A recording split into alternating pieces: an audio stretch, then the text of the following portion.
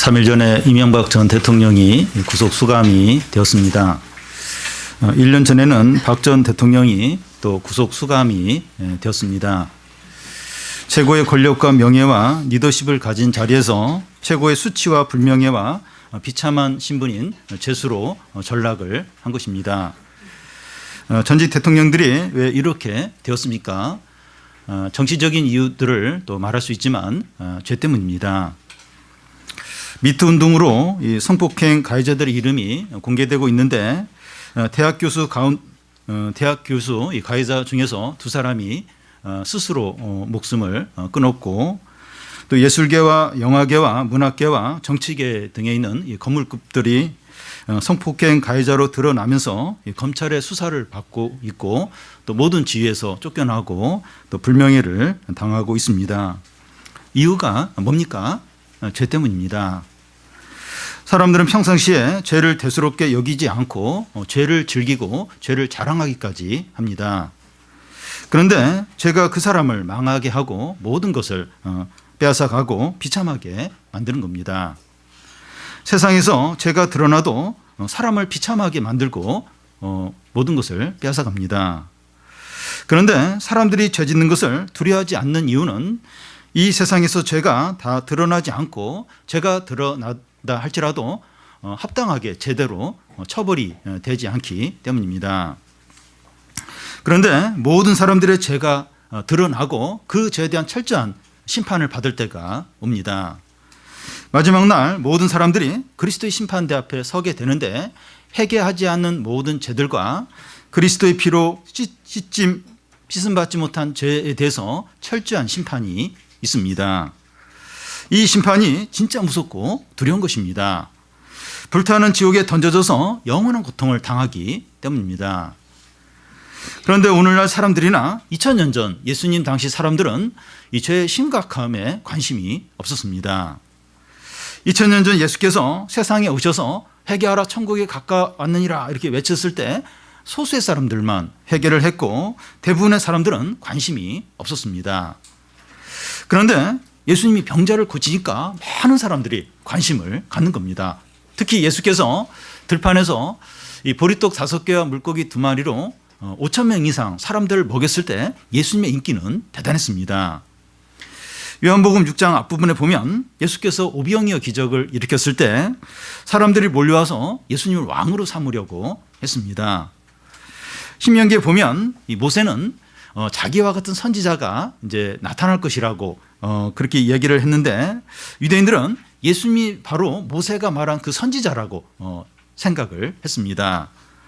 그래서 모세가 애굽의 노예에 있던 이스라엘 백성들을 구원한 것처럼 예수님이 로마 식민지 하에 있는 유대 백성들을 구원해 주기를 기대를 했습니다. 그 당시 유대가 이 로마 식민지 하에 있었는데 예수님이 그 로마의 그 정권에서 자기 유대 민족을 다시 구원해 주고 해방시켜 주기를 기대했습니다. 그 당시 사람들은 예수님에게 이 정치적인 자유와 경제적인 부유함과 사회 정의를 기대를 했습니다. 그런데 예수님은 그들을 떠나서 가버렸어요. 산으로 그냥 가버리셨습니다.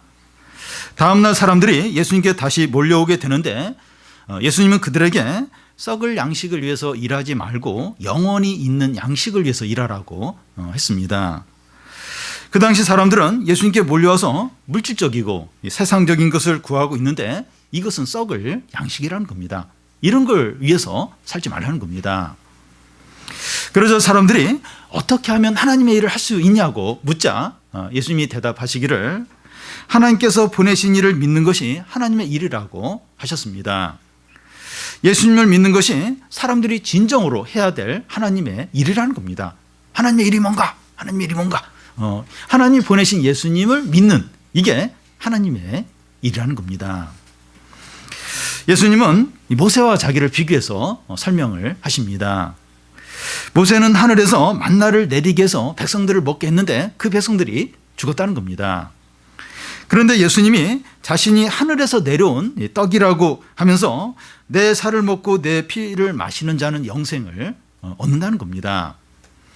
이것은 예수님이 사람의 죄를 위해서 십자가 십자가에서 죽으신 것을 믿는 자들은 영생을 얻는다 하는 그런 이제 의미입니다. 예수님을 실제로 막 예수님의 살을 먹고 피를 마시는 그게 아니라 그 사람들의 죄를 위해서 예수님이 십자가에서 죽으셨는데 그것을 믿는 사람은 이제 영생을 이제 얻는다는 겁니다. 그러니까 로마 시대 당시에도 기독교에 대해서 오해를 했는데 예수님의 이런 말씀 때문에 기독교인들이 그 새벽마다 모여서 애를 잡아서 애를 살을 뜯어먹고 피를 마신다는 거예요. 그러니까 이 예수님의 살을 먹고 피를 마셔야 된다. 이제 이런 이야기를 예수님이 실제로 가르쳤고 또 성찬식에서 이건 예수님의 살입니다. 예수님의 피입니다. 그걸 하니까 기독교인들이 새벽마다 모여서 애를 잡아먹는다고 이제 그런 이제 오해를 이제 하기도 했습니다. 그런 의미가 아니라 우리 죄를 위해서 십자가에서 죽으신 예수님을 믿으면 그런 믿는 자에게 영생이 이제 주어진다는 겁니다. 예수께서 자신의 살을 먹고 자신의 피를 마셔야 한다고 하니까 사람들이 어렵다는 거예요. 어렵다고 하면서 예수님을 떠나고 제자들만 남게 됩니다. 그 전까지는 그렇게 열광하고 우리의 왕이 되어달라고 막 그렇게 요청을 했는데 너희가 내 살을 먹고 내 피를 마셔야 영생을 얻는다. 그러니까 어렵네. 이게 무슨 얘기야? 이러면서 다 떠나는 거예요. 다 떠나고 그 제자들만 달랑 남게 됩니다. 이게 어떤 것인가 하면 사람들이 기독교가 좋다 그래요.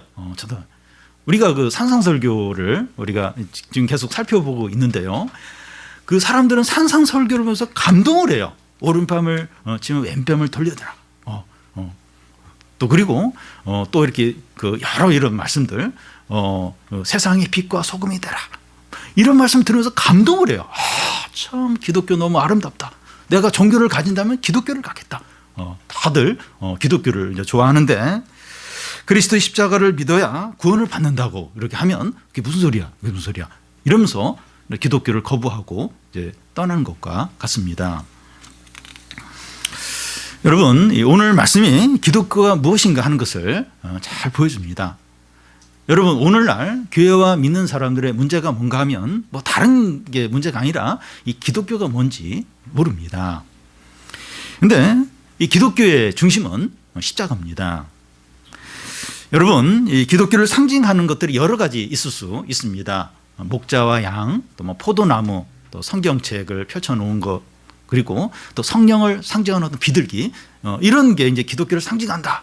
그렇게 볼 수 있는데, 기독교의 어떤 대표적인 상징, 기독교의 핵심은 십자가입니다. 우리 강대상 뒤에 뭐 목자와 양의 어떤 그런 그림이 걸려 있는 것이 아니라 십자가가 있는데 이 기독교의 핵심은 십자가입니다. 십자가는 그 예수님 당시 로마 사람들에게 가장 잔인한 형벌 가운데 하나였습니다. 그래서 로마 시민에게는 절대로 십자가 처형을 하는 법이 없었고 로마 식민지하에 있는 그런 백성들이 반역을 하거나 중범죄를 저질렀을 때 십자가 처형을 했습니다. 그래서 십자가에서 처형당한 예수가 인류를 구원한 구원자다 하는 것에 대해서 로마 사람들이 볼 때 미련한 거예요. 아니 그 잔인한 그 중범죄자로서 처형을 당한 그 예수라는 자가 어떻게 인류를 구원할 구원자란 말인가 이러면서 이 로마 사람들 눈에는 아주 미련하게 보였습니다. 또 유대인들은 나무에 달려 죽은 자는 하나님의 저주를 받은 자로 그렇게 여기는데 그 십자가에 달린 예수가 하나님의 아들이라는 이런 거에 대해서 걸림돌이 되는 거예요. 받아들이기가 너무나도 이제 어려운 겁니다. 오늘날 사람들은 이제 기독교라고 하면 도덕적인 삶을 강조를 하고 또 사회봉사 활동을 하고 또 환경운동을 벌이고 또 상담치료 이런 걸 통해서 사람을 치료하는 이런 것 정도로 생각을 하는 경향이 있습니다. 물론 교회가 그런 일을 할 수 있습니다. 그런데 기독교는 사람의 죄를 위해서 십자가에 죽으신 예수님을 믿어야 하는 거죠. 이게 이제 기독교다. 이게 기독교의 핵심이다. 이제 그렇게 이제 이야기를 하면 그때부터 어렵고 이상하다 이러면서 이제 거부를 이제 하게 됩니다. 왜 기독교의 중심이 십자가입니까? 사람들의 죄 때문입니다. 사람의 죄가 너무나 심각하고 정망적이기 때문입니다. 그리스도의 십자가가 아니면 사람의 죄 문제를 해결할 수 없어요. 사람을 구원할 수 없기 때문입니다. 53절부터 55절은 기독교 핵심 중에서 핵심입니다. 이것을 알고 믿으면 기독교를 아는 거예요. 이걸 모르면 기독교를 모르는 겁니다. 더 나아가서 이것을 믿는 사람이 신자예요. 이것을 믿지 않는 사람은 불신자입니다. 그러니까 예수님이 우리가 살펴보면 이 말씀을 하고 나서 사람들이 떠나요. 제자들만 남고 다 떠납니다. 그러니까 이제 예수님 우리의 왕이 되주세요. 예수님을 잘 믿는 것 같았는데 이 말씀을 딱 이렇게 하시니까 싹 떠나는 거. 어렵네. 나 이런 거 싫은데 이러면서 다 떠나는 거예요. 제자들만 딱 남게 됩니다. 그래서 우리가 살펴볼 이 말씀을 믿으면 이제 신자예요. 그리고 이걸 아직 못 믿겠다. 그러면 교회를 오래 다녔다 할지라도 아직 이제 신자가 이제 아닌 겁니다.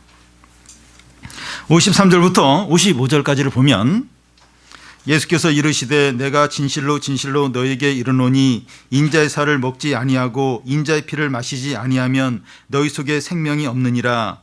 내 살을 먹고 내 피를 마시는 자는 영생을 가졌고 마지막 날에 내가 다시 그를 살리리라. 내 살은 참된 양식이요 내 피는 참된 음료로다. 먹는 이야기를 합니다. 사람이 떡과 음료를 먹어야 생명이 유지됩니다. 여러 날 동안 음식과 이제 물을 이제 마시지 않거나 먹지 않으면 생명을 잃게 됩니다. 그런데 이 떡과 음료를 계속해서 먹어도 영원히 사는 게 아니라 결국은 이제 죽습니다. 그런데 사람이 예수님의 살을 먹고 피를 마시면 영생을 얻는다는 겁니다. 여기서 생명은 하나님의 생명, 그 영생을 말합니다. 근데 예수께서 자신의 살과 피를 사람들이 먹도록 내어준다. 그러니까 이렇게 사람들이 이제 예수님의 살을 먹고 피를 마시려면 예수님이 이제 죽어야 돼요. 예수님이 죽는 것을 의미합니다. 예수께서 십자가 위에서 사람들의 죄를 위해서 죽는 것을 말하는 겁니다.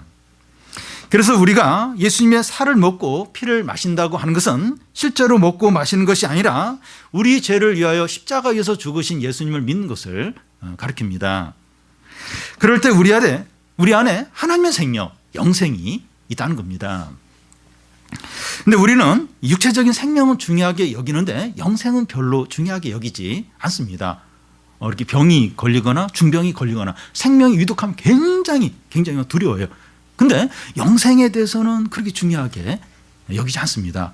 왜냐하면 영생이 없어도 사는데 큰 지장이 없기 때문입니다. 영생이 어떤 겁니까? 그냥 오래오래 사는 게 아닙니다. 여러분 요즘은 이제 장수 시대인데 돈이 없고 병 걸린 상태에서 오래오래 사는 것은 축복이라기보다는 재앙에 가깝습니다. 우리가 영생을 단지 오래 사는 정도로만 여기기 때문에 영생을 중요하게 여기지 않는 겁니다. 영생에 대해서 관심이 없어요. 영생의 삶을 산다. 별로 관심이 없어요. 그것보다도 그냥 현금이 있었으면, 영생보다도 현금을 좀 많이 줬으면, 주여 현금을 주시옵소서, 직장을 주시옵소서, 대학을 주시옵소서. 영생은 안 주셔도 그냥 괜찮고. 그러니까 영생을 중요하게 이렇게 여기지 않고 영생에 관심이 별로 없습니다. 돈 벌고 또 취직하고 대학 들어가고 성공하고 또 이렇게 승진하고 이런 데는 관심이 많아요. 근데 영생은 별로 관심이 없습니다. 그냥 단지 오래 사는 이런 것 정도로만 생각하기 때문입니다. 그런데 예수님은 십자가에서 살을 찢고 피를 흘리면서 우리에게 영생을 주신다는 거예요. 이걸 보면 영생이 얼마나 중요한가 하는 것을 알 수가 있어요. 하나님의 아들이 십자가에서 살을 찢어요. 피를 흘리면서 그러면서 우리에게 영생을 주신 거예요. 그렇다면 이 영생이 얼마나 중요한가. 예수님의 피 한 방울은 수백만 명의 사람들의 생명보다 덕이에요. 온 세상의 돈을 다 긁어 모아도 예수님의 피 한 방울하고 같지가 않습니다. 그런 예수님이 십자가에서 살을 찢고 피를 흘리면서 우리에게 영생을 주신다. 영생. 그렇다면 이 영생이 얼마나 귀한 건가, 얼마나 복된 건가 하는 생각을 할 수 있습니다. 영생이 얼마나 중요한가 하면 에덴 동산에서 아담과 하와가 죄를 지어서 영생을 잃어버리게 돼요. 그러면서 온 인류에게 죽음과 고통과 불행과 슬픔과 비참함이 가득하게 되었습니다. 이 세상의 모든 불행과 비극과 고통의 원인이 영생을 잃어버렸기 때문입니다. 아담과 하와가 죄를 지으면서 하나님의 생명에서 단절이 돼요. 영생을 잃어버리게 됩니다. 그 이후부터 온 세상에 비극과 고통과 전쟁과 고통이 가득하게 된 거예요. 그 이유가 뭐냐?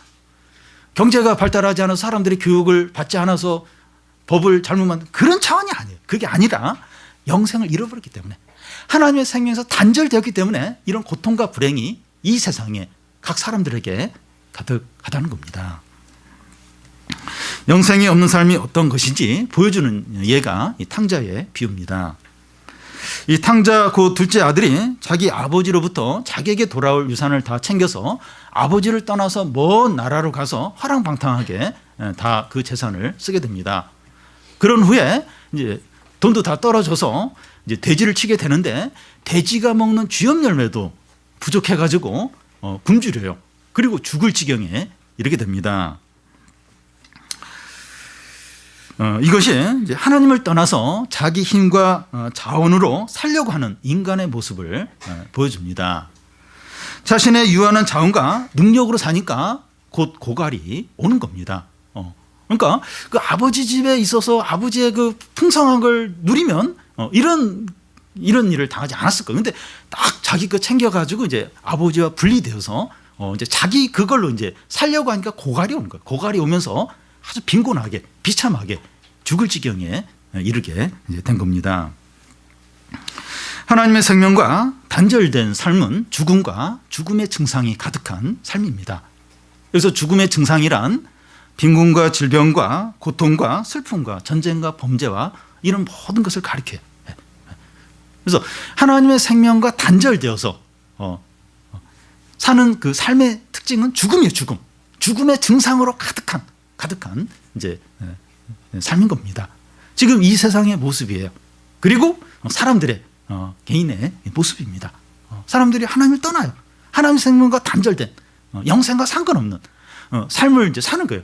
자기 힘으로 자기 가진 거 가지고 사니까 서로 싸우는 거예요. 서로 빼앗는 겁니다. 서로 죽이는 거예요. 왜냐하면 자기게 이게 자꾸 이게 고갈이 되는 거예요. 이게 자꾸 없어지는 거예요. 그러니까 이제 남의 걸 가져와야 되니까 빼앗는 거예요. 그리고 싸우는 겁니다. 죽이는 거예요. 그러니까 이 세상이 지옥이지, 지옥. 사람이 하나님의 생명을 떠나서 자기의 자원을 가지고 자기 것만 가지고 살려고 할 때 그게 이제 죽음과 죽음의 증상이 가득한 지옥과 같은 삶인 겁니다. 근데 탕자가 회개하고 아버지께로 이제 돌아가게 됩니다. 그러자 아버지는 탕자를 받아줄 뿐만 아니라 신발을 시키고 또 가락지를 끼우고 큰 잔치를 벌려줍니다. 이것은 아버지가 탕자를 아들로 받아준 거예요. 그리고 아버지의 어떤 풍성한 삶에 들어오도록 이제 이렇게 허락을 이제 하신 겁니다. 여러분, 이것이 영생입니다. 그러니까 그 아들이 하나님을 떠났어요. 그래서 하나님의 생명과 단절이 됐어요. 근데 다시 회개하며 하나님께 돌아와요. 그러자 다시 아들로 받아주고 하나님의 풍성한 삶을 누리게 이제 하는 겁니다. 풍성한 삶을 이제 누리는 거예요. 이게 영생입니다. 그런데 영생은 그래서 영생은 단지 오래오래 그냥 오래오래 그냥 사는 게 아닙니다. 영생은 하나님의 풍성함에 참여를 하는 겁니다. 하나님의 전능하심과 무한한 사랑과 풍성한 은혜와 넘치는 기쁨을 누리는 겁니다. 더 이상 질병이나 늙는 것이나 피곤이나 아픈 것이나 불안이나 두려움이나 갈등이 없습니다. 이렇게 나이가 들면 50대가 되고 60대가 되면 그 전에 건강했던 분들도 아파요. 아픕니다. 아프고 또 뭐 암이 찾아오면 이제 너무 이제 고통스러운 거죠. 우리의 인생은 그럴 수밖에 없어요. 근데 더 이상 아픈 거나 질병이나 피곤이나 고통이나 불안이나 염려나 두려움이 없는 겁니다. 염려가 없는 분이 아무도 없어요. 두려움이 없는 분이 아무도 없습니다. 근데 더 이상 두려움과 염려가 없습니다. 모든 좋고 참되고 아름다운 것들로 충만한 삶을 사는 겁니다. 이 패럴림픽에서 이 금메달을 딴 장애인 선수가 너무나 행복해하고 또 프로농구에서 우승한 팀의 선수들이 너무나 행복해하면서 오늘만 같았으면 좋겠다. 오늘만 계속됐으면 좋겠다. 이런 말을 했습니다. 영생은 그런 행복과 기쁨보다 훨씬 더 좋은 하나님의 충만한 가운데 영원히 사는 것입니다. 이 세상에서 제일 행복하고 좋은, 그것보다 더 좋은 하나님의 충만함을 영원히 누리며 사는 것이 영생입니다. 더 이상 고통도 없고, 더 이상 슬픔도 없고, 더 이상 질병도 없고, 더 이상 미워할 일도 없고, 더 이상 절망도 없고, 더 이상 두려움도 없고, 하나님의 모든 충만함을 영원히 누리는, 이게 바로 영생입니다. 그래서 이 구원을 받았다고 하는 것은 영생을 얻은 것을 말합니다. 구원은 죽은 후에 누리는 삶이 아니라 현재 여기서 누리는 삶입니다. 영생은 죽음 후에, 지금 여기서는 그냥 고생하지만, 비참하지만, 죽음 후에 이제 영원한 삶, 영생을 누리는 거다. 그게 아니고, 이 구원을 받으면 현재 여기서 영생을 누리는 겁니다. 하나님의 크신 능력과 무한한 사랑과 풍성한 은혜와 넘치는 기쁨을 현재 여기서 누리는 겁니다. 그리고 영생을 얻은 사람이 이제 늘어날 때 우리 사회가 변화가 되고 정의로워지고 행복해집니다. 그런데 사람이 이렇게 구원받는 것 없이 세상을 바꾼다고 하는 것은 옷만 바꿔 있는 것에 해당이 됩니다. 그러니까 예수님이 오병이어 기적을 일으켰을 때 막 사람들이 몰려와서 지금 이 세상이 불의하지 않습니까? 노마로부터 우리를 독립시켜 주시고 정의를 행해 주시고 경제적으로 부유하게 해달라고 막 예수님께 그렇게 몰려왔어요. 예수님이 내 살을 먹고 피를 마셔라. 나를 믿으라. 내 십자가에 이걸 믿으라. 그러니까 어렵네? 이러면서 다 도망가요. 다 그냥 가버리는 거예요. 그러니까 사람들은 이 예수님을 믿는 것 없이 구원받는 건 없이 이 어떤 정의와 어떤 어떤 경제적인 부유함과 어떤 행복을 찾으려고 한다는 겁니다. 그건 옷만 바꿔 입는 것에 이제 불가하다는 겁니다. 그러니까 그걸로는 진정한 어떤 변화와 진정한 어떤 정의와 어떤 새로운 게 생기지 않는다는 겁니다. 사람들이 구원받아 영생을 누리는 자들이 많아질 때 우리 사회가 진정으로 변화되고 행복한 것이 되고 정의가 실현이 된다는 겁니다. 예수님이 그 이야기를 하는 거예요. 나를 믿어야, 내 살을 먹고 피를 마셔야, 그래야 진정한 어떤 행복과 정의와 사랑이 넘치는 것이 된다는 겁니다. 우리는 구원 받았습니까? 예수 그리스도를 믿음으로 구원을 받았다면 영생이 우리 안에 있습니다. 영생을 누리시기를 바랍니다. 지금 여기서 누리는 겁니다. 그리고 영생을 누리는 것이 주위 사람들과 세상 가운데 나타나도록 해야 됩니다. 영생을 누리는 자들이 세상의 빛과 소금이에요. 사회에 영향을 줍니다. 영향을 주고 사회를 변화시키고 또 공의를 실현이 되고 진정한 행복이 임하게 되는 겁니다.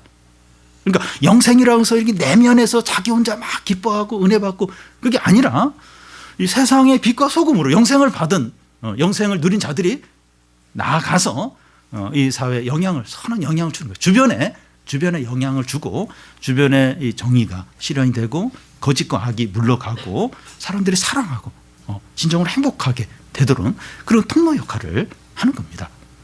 그래서 제일 중요한 게 뭔가 하면 내가 구원을 받는 거예요. 내가 예수님을 진정으로 믿는 겁니다. 내가 영생을 누리는 거예요. 그래야 내 자신도 진정한 행복과 사랑과 기쁨을 누리고 이 세상에 이 사람들에게 그런 선한 영향력을 끼치면서 사람들을 이렇게 변화시키고 그들 가운데 죄가 사라지고 정의가 실현되고 진정한 행복이 임하고 진정한 살맛 나는 그런 세상과 우리 사회가 될 수 있는 겁니다. 그리고 이 구원받은 자는 주님과 어떤 관계에 있다고 합니까? 56절을 보면 내 살을 먹고 내 피를 마시는 자는 내 안에 거하고 나도 그의 안에 거하나니. 음식을 먹으면 그 음식물이 소화가 되면서 영양분들이 몸 안에 흡수가 됩니다. 그래서 음식물과 우리 몸이 이제 하나가 이제 됩니다. 그래서 음식물이 몸에 바로 영향을 주기 때문에 먹는 걸 조심해야 된다. 이제 그런 말을 합니다. 우리는 그 생각을 잘 못해요. 그런데 뭘 먹든지 그게 이제 소화가 되어서 몸에 다 흡수가 되는 거예요. 좋은 것도 흡수가 되지만 안 좋은 것도 몸 안에 흡수가 되어서 이제 저장이 됩니다. 그러니까 음식물과 우리 몸이 이제 하나가 되는 겁니다. 내 살을 먹고 내 피를 마시는 자는 내 안에 거하고 나도 너희 안에 거한다고 하는 것은 주님과 우리가 연합하는 것을 말합니다. 우리가 예수님을 믿는다고 하는 것은 우리가 예수님 안에, 예수님 우리 안에 거하는 겁니다. 우리와 주님이 연합을 하는 것을 말합니다. 이 부부가 된다고 하는 것은 한 몸이 되는 것을 말합니다. 부부는 각자의 재산, 각자의 물건, 각자의 시간 이런 것이 없습니다. 다 같이 그냥 사용을 하는 거죠. 물론 이 부부들 가운데서 자기 재산을 따로 이제 경영하는 경우가 있어요. 부인 재산, 남편 재산 이게 따로 이제 그런 경우가 드물게 있지만 대부분의 이 부부는 공동으로 모든 걸 같이 소유하게 됩니다. 주님과 우리가 연합되었다 하는 것이 이런 의미입니다. 내 것이 주님 것이고 주님 것이 내 것입니다. 우리가 영생을 갖게 된 것도 우리가 주님과 이렇게 연합이 됐으니까 주님의 생명을 우리 것으로 자연스럽게 소유할 수 있게 된 것입니다. 어떻게 우리가 영생을 가질 수 있을까? 어떻게 하나님의 생명을 우리가 가질 수 있을까? 우리가 예수님 믿으면서 예수님과 연합이 돼요. 내게 예수님 거, 예수님께 내 거. 그러니까 예수님의 생명, 하나님의 생명도 자연스럽게 우리가 이제 소유하게 된 겁니다. 이제 우리는 우리 소유를 의지해서 사는 것이 아니라 주님의 소유를 의지해서 삽니다. 주님의 능력과 지혜와 은혜를 의지해서 모든 것을 하는 겁니다. 여러분, 우리 소유를 의지해서 살면 금방 바닥이 나요. 내 거만 가지고 이렇게 살려가면 금방 고갈이 됩니다. 내 힘과 내가 가진 것과 내 능력과 내 지혜를 가지고 이렇게 뭔가를 하면 금방 고갈이 나는데 주님의 소유를 의지해서 사니까 부족함이 없어요. 넘칩니다. 넘치고 너무나도 이제 풍성합니다. 하나님의 자원은 무한하기 때문에 무한하기 때문입니다. 바울은 내게 능력 주신 자 안에서 내가 모든 일을 할 수 있다고 그렇게 말했습니다. 내게 능력 주시는 그 주님의 능력이 얼마나 대단하고 풍성합니까? 그래서 바울은 엄청난 일을 했습니다. 마치 이제 이 부부가 이제 이렇게 남녀가 이제 결혼을 하게 되는데 한쪽은 좀 이렇게 돈이 없는데 한쪽은 돈이 너무 많아요. 너무나 큰 부자예요. 그래서 이렇게 딱 결혼을 하게 되면 그 돈이 없는 그쪽 배우자도 이제 부유하게 되죠. 풍성하게 되죠. 그러니까 주님과 우리가 그렇다는 거예요. 나는 이렇게 능력도 없고 지혜도 없고 부족해요. 근데 그 큰 주님이, 그 능력의 그 주님이 우리와 연합이 돼요. 우리가 하나가 되는 겁니다. 그리고 우리는 그 주님의 능력과 지혜와 기쁨과 사랑과 그 모든 것을 내 것처럼 사용하는 거예요. 얼마나 풍성하고 얼마나 넘치고 얼마나 좋은지 모른다는 겁니다. 여러분, 우리가 피곤하고 지칠 때 우리가 누구와 연합했는가 한번 생각을 해야 됩니다. 부족한 게 많아요. 내가 할 수 없는 일이 이제 없는 거예요. 가진 것이 없고 내가 할 수 있는 그런 능력이 없기 때문에. 근데 내가 누구와 연합해 있는가? 한번 그때 한번 생각을 하라는 겁니다. 우리 교회에 직장 생활하는 부인들 중에서 직장에서 스트레스를 많이 받을 때 남편에게 전해서 막 하소연을 하기도 하고, 또 나를 빨리 이곳에서 구원해 달라고 SOS를 이제 보내면 남편이 일찍 퇴근을 해가지고 그 직장 앞에 이렇게 기다리고 있다가 픽업을 해서 이렇게 데려오는 그런 남편이 있다고 합니다. 그런데 우리에게 이 남편보다도 더 능력이 많고 성실하신 주님이 계십니다. 남편이 바쁘면 또 이렇게 못 간다고 하고, 또 막 남편도 힘들면 막 투명스럽게 이렇게 할 수도 있는데, 이 남편, 좋은 남편보다도 훨씬 더 좋은, 그리고 성실한, 능력이 많은 주님이 우리에게 계십니다. 우리 주님을 항상 의지하고 도움을 구하고 주님의 것을 마음껏 사용하시기를 바랍니다. 그리고 우리가 주님과 연합되어 있다고 하는 것은 우리가 더 이상 우리 마음대로 살면 안 된다는 거예요. 그러니까 우리가 주님과 연합되어 있어요. 근데 막 내 마음대로 하고 싶은 대로 이제 그러면 안 되는 겁니다. 57절에 보면 내가 아버지로 말미암아 사는 것 같이 나를 먹는 그 사람도 나로 말미암아 산다는 겁니다. 예수님이 하나님께 의존적으로 사는 것처럼 우리도 예수님께 의존적으로 살아야 한다는 겁니다. 예수님은 그랬어요. 항상 하나님 아버지께 의존적으로 의지하며 살았는데 그 예수님이 그 하나님 아버지께 의존적으로 사는 것처럼 우리도 우리를 위해서 죽으신 우리와 이렇게 연합되어 있는 주님께 의존적으로 살아야 한다는 겁니다. 싱글일 때는 뭐 시간이나 돈이나 일을 자기 하고 싶은 대로 마음껏 이렇게 했다면 결혼을 하면 배우자에게 맞춰야 됩니다. 어떤 사람은 결혼하고 나서도 싱글 때처럼 사는 분이 있어요. 자기가 하고 싶은 거 다 하고 돈 자기 마음대로 다 쓰고 그러면 안 되는 거예요. 배우자에게 결혼했으면 배우자에게 맞춰야 됩니다. 억지로나 불평할 일이 아니라 당연하게 즐거움으로 그렇게 해야 되죠. 즐거움으로 배우자에게 맞춰야 됩니다. 그와 같이 그리스도와 연합된 우리가 사는 것은 우리를 위하여 죽으셨다가 다시 살아나신 주님을 위해서 사는 겁니다. 우리를 위해서 죽었다가 살아나신 주님인데 우리가 주님께 의존적으로 살고 주님께 맡겨도 되지 않겠습니까? 나를 위해서 죽으신 분인데 그분께 기꺼이 우리 삶을 맡기고 그분대로 사는 건 안전한 거죠. 좋은 거죠. 이런 주님이 우리의 삶의 주인이신 것을 인정을 하는 겁니다. 우리의 삶의 운전대를 주님께 맡기고 우리는 그 옆자리 아니면 뒷자리에서 따라가는 거죠. 주님 운전하신 대로 이제 가는 겁니다. 불편하거나 불행한 일이 아니라 감사한 일이죠. 은혜죠. 너무나도 기쁜 일이죠. 이 배우자 남녀 관계에서도 참 너무 이렇게 너무 멋있고 또 마음도 너무 착하고 신앙도 너무 좋고 또 막 이렇게 또 지적이고 또 뭐 가진 것도 많이 있고 사실 이런 사람 없어요. 거의 없는데 이제 그런 사람이 있다고 할 때 그런 너무 좋은 사람하고 이렇게 내가 이제 결혼을 이제 함으로 해서 내가 그 사람에게 제한을 받아야 된다. 그 사람과 모든 걸 같이 해야 된다. 불행한 겁니까? 비참하고 불편하고 그런 게 아니죠. 너무 행복하지. 기꺼이 내가 당신의 종이 되리이다. 뭐 이제 기꺼이 그렇게 하죠. 주님과 우리 관계가 그렇다는 겁니다. 주님과 기꺼이 나와 연합된 그 주님이 얼마나 크시고 얼마나 사랑과 은혜가 많으시고 지혜로우시고 나를 위해서 죽기까지 하신 그런 분이신데 그런 분에게 제한을 받고 또 그분의 뜻대로 살고 기쁨이죠. 당연한 것이고 너무나도 감사한 일인 겁니다. 그러니까 우리가 신앙생활하는 게 그런 거라는 거예요. 예수님 믿는 게 그런 거라는 겁니다. 오늘은 성찬식이 있는 날입니다.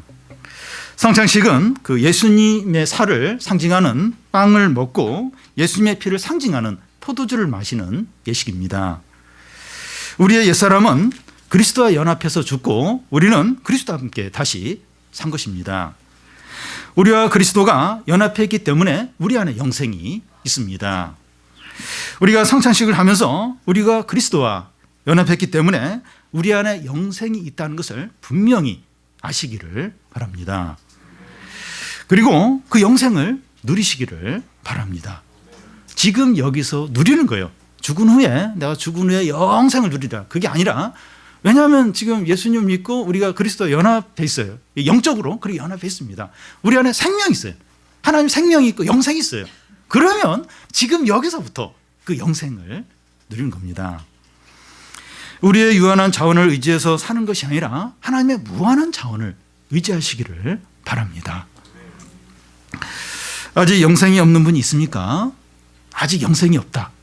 나에게는 하나님의 생명이 없다. 하나님과 단절되어 있다. 그런 분이 있습니까? 직장을 잃고 재산을 다 잃고 또 건강을 다 잃어버린 것보다 재산을 다 잃어버린 것보다 훨씬 더 절망적인 것입니다. 아예 다른 걸 잃어버리는 게 낫지 하나님의 생명을 잃어버렸다. 하나님의 생명이 없다. 이건 모든 것을 잃어버린 것보다 훨씬 더 비참한 것입니다. 우리의 죄를 위해서 십자가에 죽으신 예수님을 믿으시기를 바랍니다.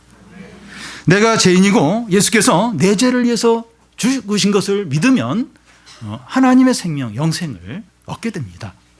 다른 걸 많이 해야 그래야 이제 그 영생을 주시는 것이 아니라 우리 죄를 위해서 죽으신 십자가에 죽으신 그 예수님 믿는 거예요. 내가 죄인이고 내가 죄인이다. 그걸 인정하고 그 십자가가 내 죄를 사했다. 그걸 믿고 예수님을 전심으로 받아들이면 하나님의 생명, 영생을 주십니다. 내가 한 게 없는데 어떻게 그런 영생을 얻을 수 있을까? 하나님의 아들이 살을 찢었어요. 피를 흘리셨습니다. 그리고 그 살을 먹고 피를 마시라고 합니다. 그건 십자가에 죽으신 예수를 믿는 거예요. 그러면 영생, 하나님의 생명, 하나님의 모든 것을 주신다는 겁니다. 상전식을 통해서 그 예수님을 믿는 자에게 영생이 있음을 알고 지금 여기서 하나님의 무한한 능력과 풍성한 은혜와 넘치는 사랑을 다 누리는 우리 성도들이 되시기를 바랍니다. 기도하겠습니다.